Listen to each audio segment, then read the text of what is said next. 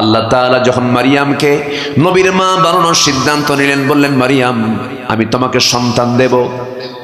তিনি বললেন লাম ইয়ামসাসনি বাশার, কোন পুরুষ আমাকে স্পর্শ করলো না, কেমন করে আমি সন্তানের মা হব? সঙ্গে সঙ্গে আল্লাহ রাব্বুল আলামিন বলছেন তুমি কোনো চিন্তা করবে না, ফয়সালা হয়ে যাবে। ফেরেশতা হাম্মাম খানার ভিতরে ঢুকলেন, জামার আস্তিনটা টান দিলেন, ফুৎকার দিলেন। আবার আরেকটা বেরাওয়াতে এসেছে মুখের মধ্যে ফুৎকার দেওয়া হলো, মিন্স বন্ধ হলো, সন্তান পেটে চলে আসলো। চতুর্দিকে তার খবর চতুর্দিকে ছড়িয়ে পড়লো, সবাই দেখিয়ে বলছে মারিয়াম তোমাকে কেমন যেন মনে হচ্ছে, সন্তান সম্ভবা মনে হচ্ছে।